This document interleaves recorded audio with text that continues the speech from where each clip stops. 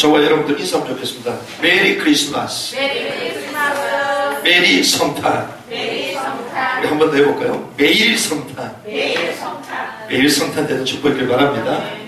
우리가 이 최고의 축복, 최고의 기쁨이 성탄이다. 그래서 성탄의 절대 이유를 발견해야 되겠다.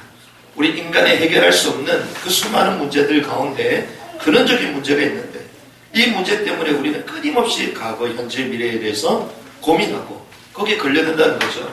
그래서 이 문제를 해결하기 위하여 하나님이 오셔야 되는데 그 하나님이 그리스도로 오셔야 된다. 그게 성탄절이다. 그 의미를 발견하죠. 이 말씀을 나눴습니다. 그런 가운데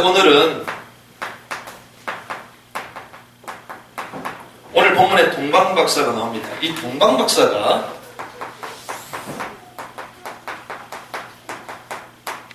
누린 성탄에 대해서 우리가 말씀을 좀 나누겠는데요. 우리가 성탄절, 이 성탄절은 누가 누려야 되는 날입니까? 기독교인들이 누려야 되는 날이죠. 기독교인들이 누려야 되는 날입니다. 어떤 의미에서는 정말 진정한 주역은 예수 그리스도시요, 그리고 그 그리스도의 그 구원의 은혜를 입은 하나님의 백성들, 우리 구분을 하자면 기독교인들, 이 사람들이 제일 누려야 되는 것이죠. 그런데 실제로 기독교의 최대 절기가 성탄절이라고 하면서도 불신자들이 누리는 날이 성탄이 됐습니다. 그래서 우리가 그리스도가 없는 기독교, 그럼 기독교입니까? 기독교가 아니죠. 종교죠. 지금 크리스마스가 어떻게 돼가고 있습니까? 그리스도가 없는 크리스마스가 되고 있습니다. 어떻게 해요? 그렇죠. 산타가 선물을 주는 날. 그래서 우리가 성탄 이 노래를 가르쳐줘도 애들은 아니래. 무조건 산타가 선물을 가져다 준다.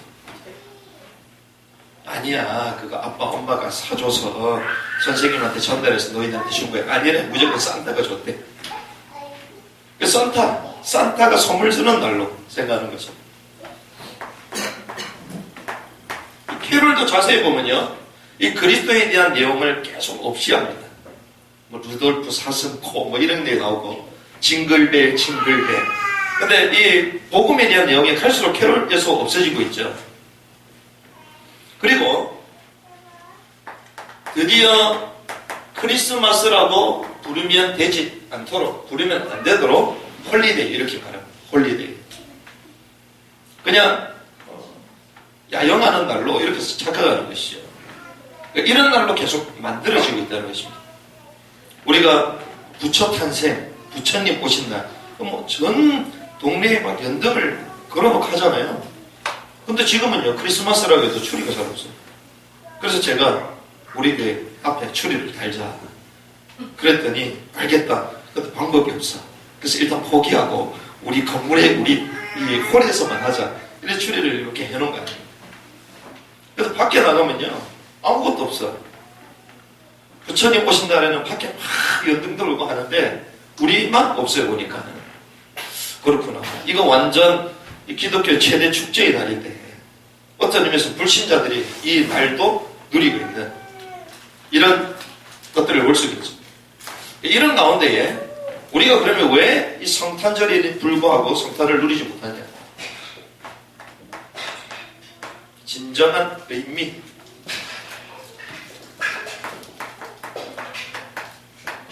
진정한 내용, 이걸 해보게 되겠습니다. 그래서 불신자들은 이 축제를 하는 이유가 사실은 내용을 잘 모르거든요. 깊은 내막을 모릅니다. 그래서 절대적인 이 성탄의 이유를 발견해야 된다. 그게 이번 주 말씀 아닙니까? 그게 저희가요, 이 의미를 알도록 해주고, 그리고 실제로 의미를 알면 겉에 축제의 모습이 달라지겠죠. 이런 은혜가 오늘 있어야 되겠습니다. 자, 보십시오. 오늘 이 본문에 나오는 이 당시는요, 헤롯 대왕이 유대 사회를 지배하고 있습니다. 이 유대 사회, 정치적으로 억압을 하고 있죠. 이 유대인들이요, 유대 사회가 로마의 속국이 되어 있는 상황입니다. 이 시스템에 학대를 당하고 있습니다. 위압을 당하고 있죠. 이 당시에 헤롯디아는요, 엄청난 극악적인 왕이었어요.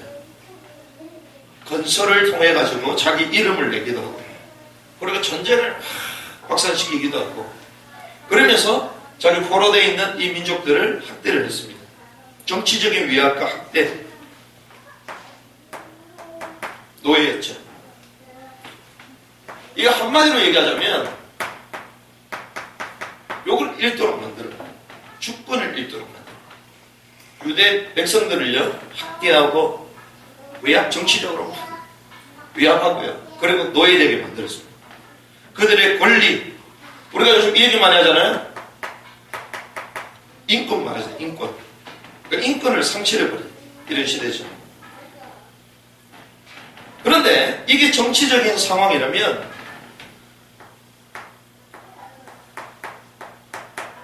영적인 상황이 어땠느냐? 영적인 상황은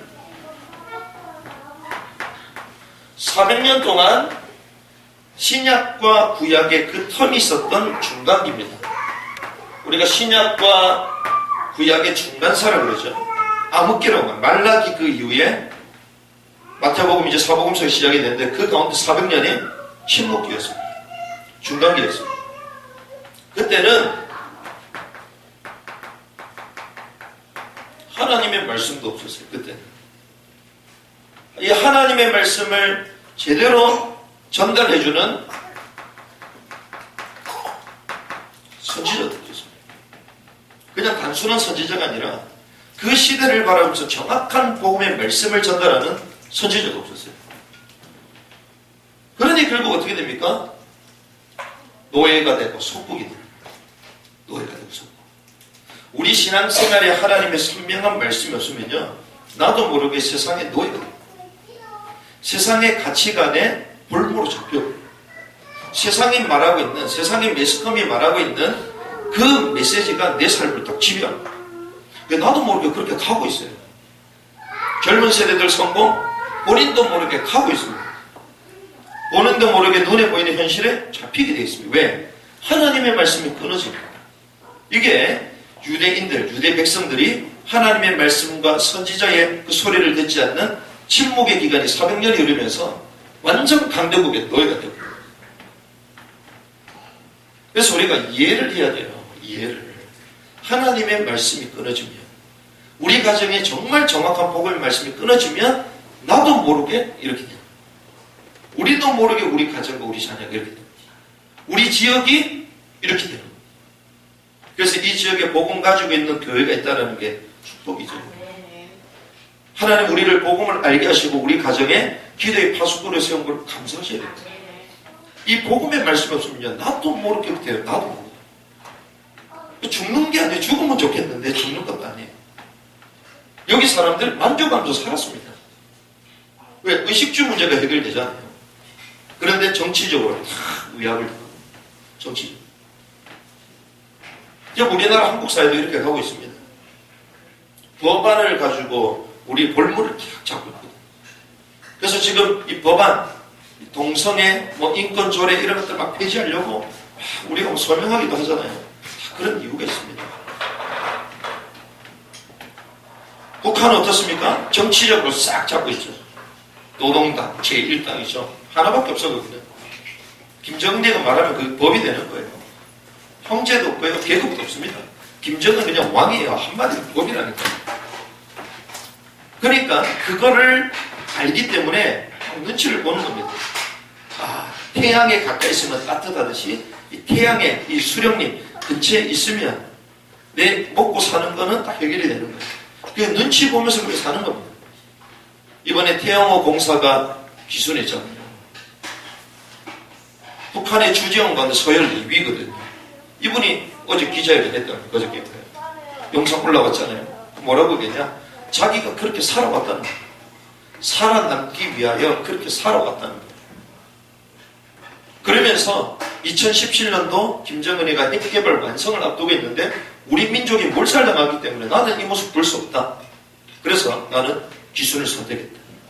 지금까지 눈치 보고 살았는데 이 사람은요 외국 그리고 어렸을 때부터 유학하고요 모든 배경이 다 돼 있는 사람이에요. 그렇게 살아도 만족하면서 살 수 있는 사람.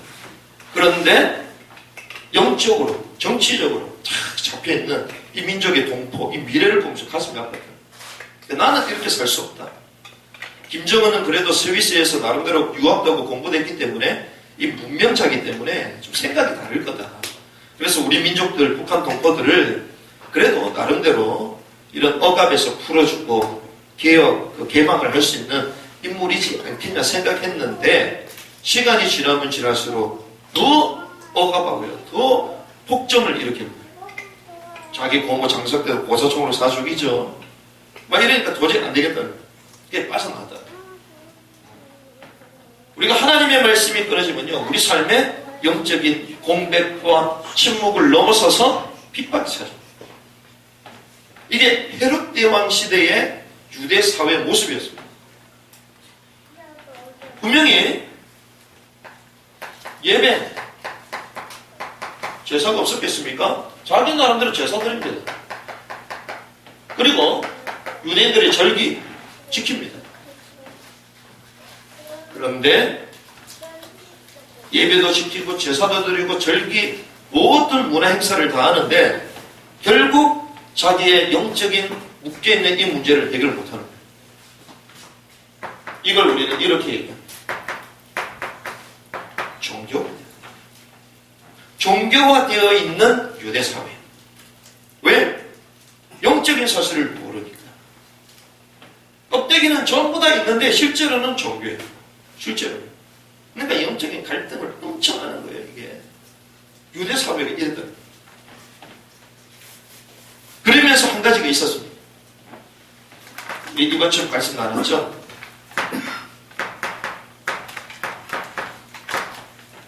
메시아를 기다리는데 막연하게 기다립니다.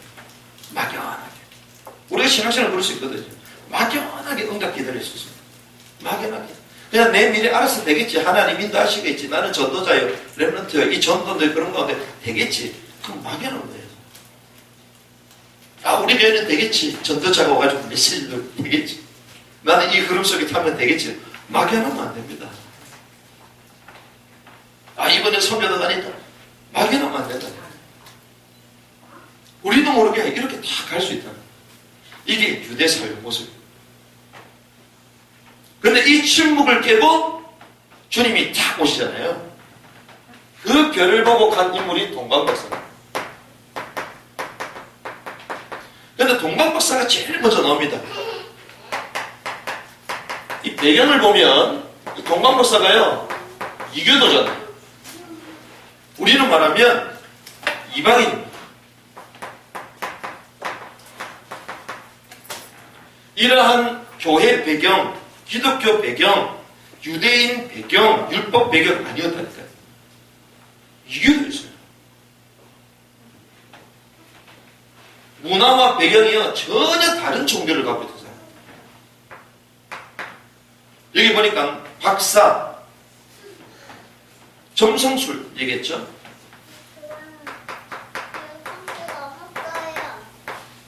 점성술. 우리는 말하면 정계를 딱 내고 거기에 맞추는 이런 사람이죠. 근데 조금 지적인 사람이죠. 박사니까.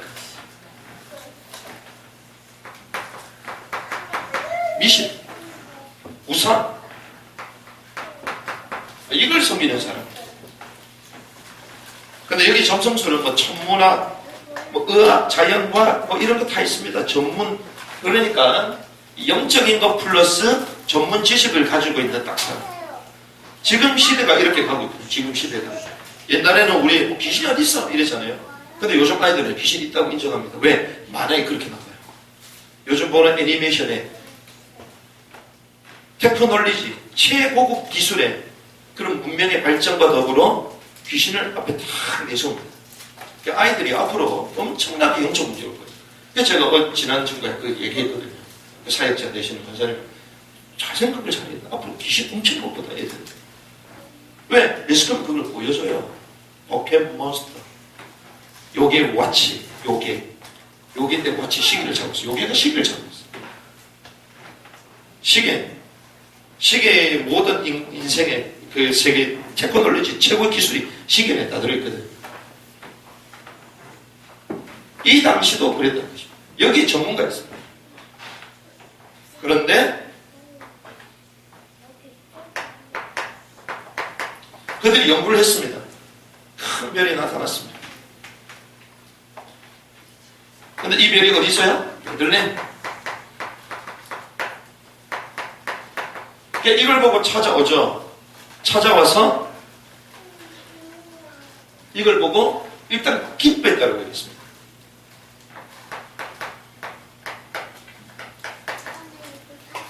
결국 와서 경배했죠. 좀 신기합니다. 아니 이교도 사람인데 근데 이 사람들이 그 별을 보고 베들레헴까지 찾아와서 경배했단 말이에요. 기뻐했다고 해요. 이게 무슨 말이에요?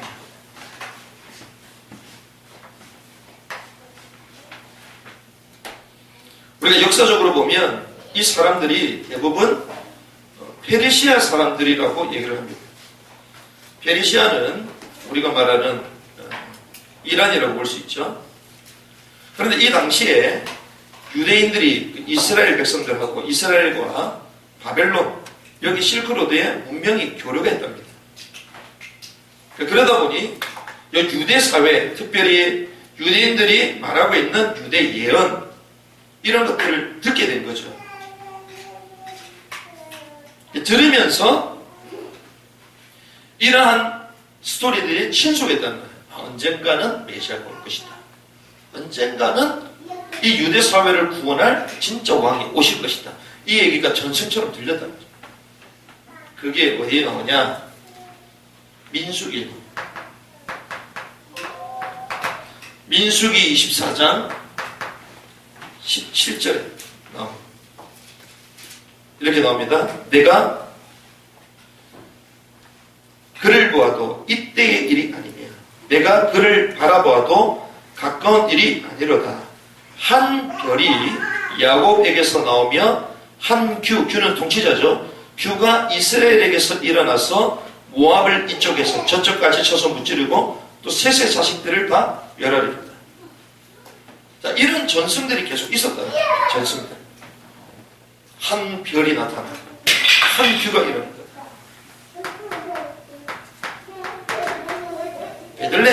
베들레헴 에브라다야. 에브라함이 막내 아니에요. 지파는 막내. 근데 너희는 작지 않다. 너희에서 한 다스리는 왕이 올 것이다. 근데 그는 근본 영원이고 산보다. 그러니까 처음부터 있었고 또 영원히 일만. 그게 누굽니까? 신 하나님이시죠. 그러니까 그분이 온다라는 얘기를 들었다. 한 별이 야곱에게서 나오며 한 규가 이스라엘에서 올 것이다. 그래서요. 거기서 거기까지 가는 길이 어느 정도냐? 한 1288km라고 해요. 하루에 30km 이상을 걷는다고 했을 때에 40일 동안 걸어서 40일 동안. 뭐 때문에요? 이 메시아의 이 소식 이걸 듣고 온 겁니다. 확인하러 오게 아니라 직접 경배했다 그랬죠. 무슨 말입니까?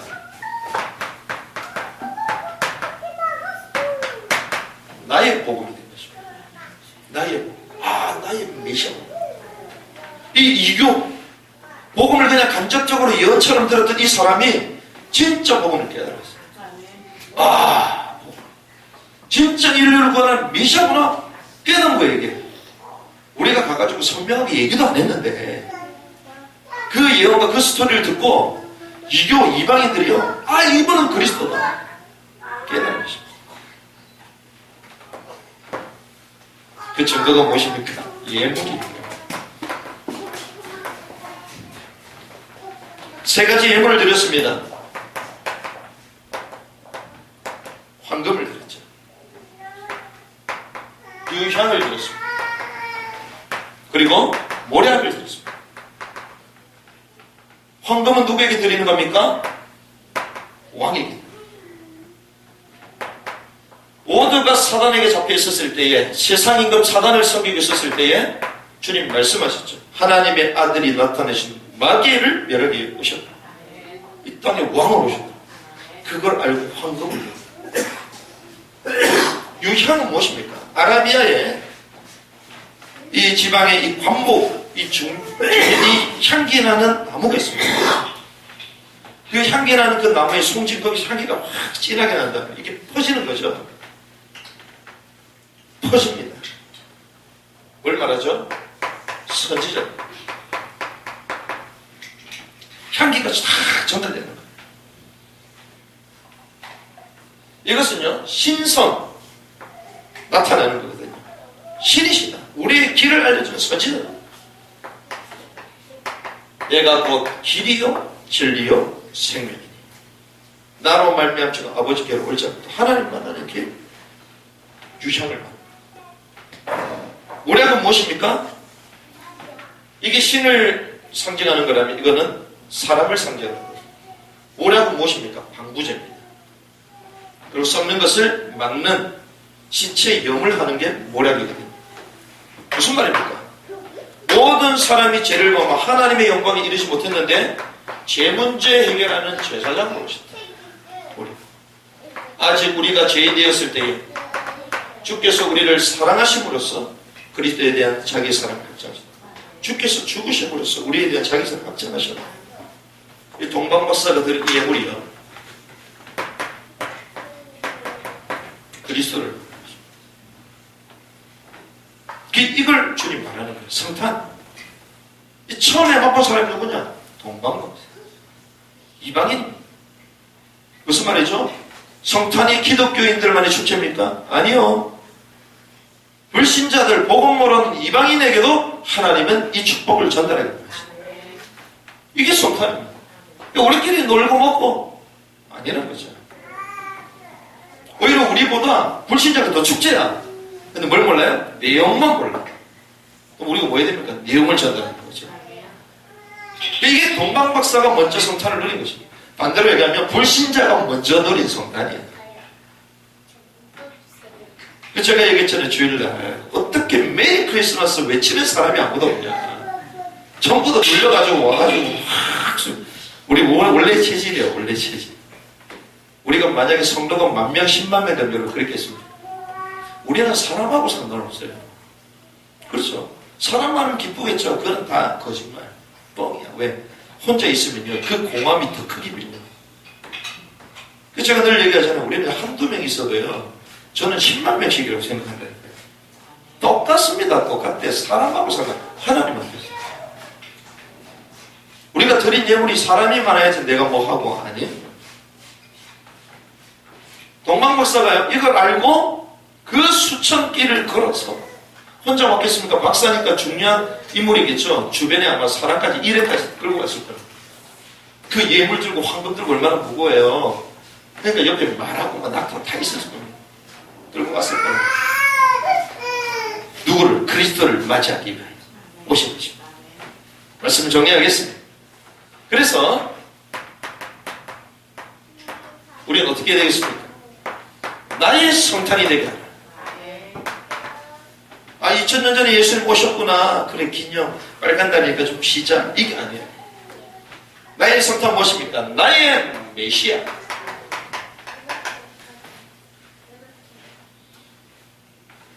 이 나의 성탄, 나의 메시아께 최고의 예배를 드리는 것입니다.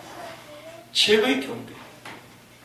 이 악이 말구유가 깨끗하겠습니까? 크리스탈로 되어 있겠습니까? 대리석으로 되어 있겠습니까?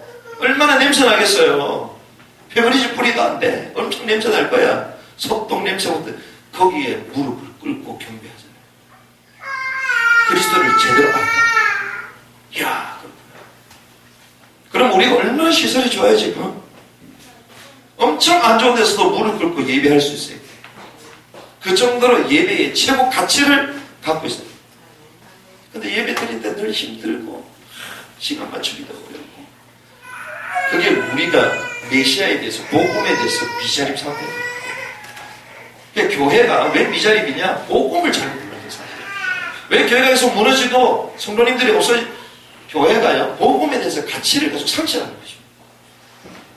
회복하시기 바랍니다. 이것이 최고의 가치다. 그래, 동방 박사들이 왔습니다. 뭘 아쉽다고 거기까지 오겠습니까? 왕을 만날 정도다. 헤롯 왕을 만날 정도다. 얼마나 그 위치가 있었겠어요. 그렇죠? 엄청난 인물들입니다. 이 동방 박사들이요. 근데 이 사람들이 무릎 앞으로 장관들이 와가지고 무릎 하는 예배. 대통령도 하면 와서 무릎 꿇고. 만약 안 그랬다, 그럼 우리가 대통령 세우면 돼. 할렐루야? 키우면 돼요. 얼마나 좋아요. 대통령 맞다고 가가지고 뭐 90도 인사하고. 아닙니다. 대통령이 목사님도 90도 인사해야지. 아멘? 그게 상식이에요, 그게. 우리가 이 최고의 가치를 알면요, 그렇게 된다니까. 대통령이 왔는데 자기에게 성경 공부해주는 성경고사 사역자에게 90도 인사해야 돼. 장관들이 왔는데 우리 위해서 늘 기도해주는 우리 권사님들 와가지고 90도 딱 인사해야 돼. 그렇죠? 상식이니까 교회는요, 세상 기준으로 다른 것입니다. 이게 최고의 가치가 됩니다. 반대로 이게 동방박사를 통해 우리 볼 수 있었다면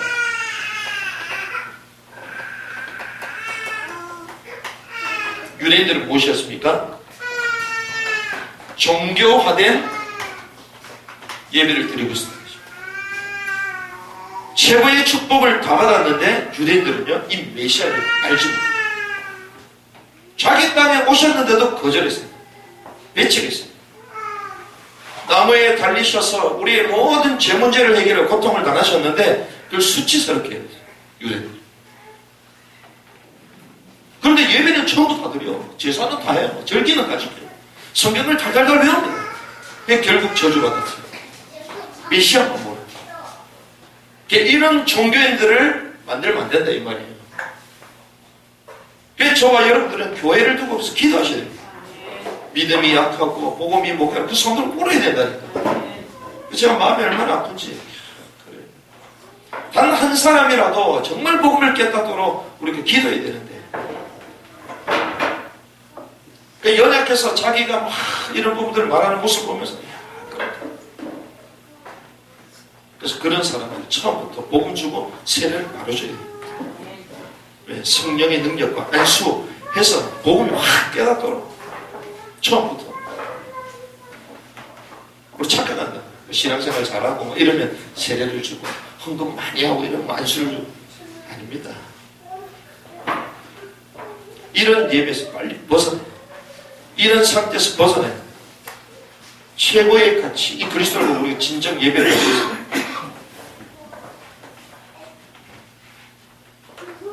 이걸 통해 우리가 볼 수 있는 건 무엇입니까?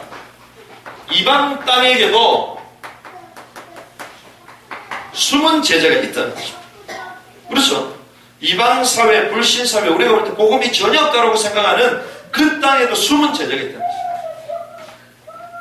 백제의 홀령이 가득한 이 석천, 이 고분, 이 땅에 하나님 숨겨진 제자가 있는 줄 믿습니다. 이걸 찾기 위해 우리가 전도도 하는 거예요. 믿습니다.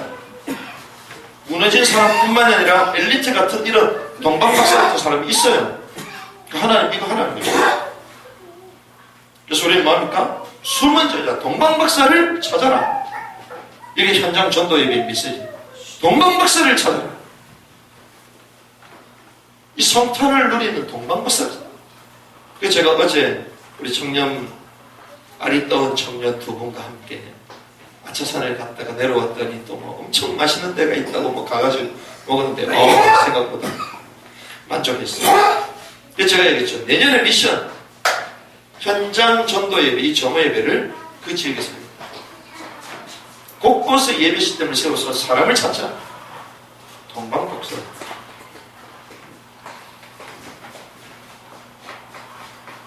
평양 땅 없겠습니까? 있습니다. 앞으로 지금 한반도가 어떻게 되겠습니까? 기도해야 된다. 그렇게 고통을 받고 박해받는 저 모슬렘 있습니다. 그래서 저는요, 그래, 이 불신자들한테 완전 뺏겨버린 이 성탄절을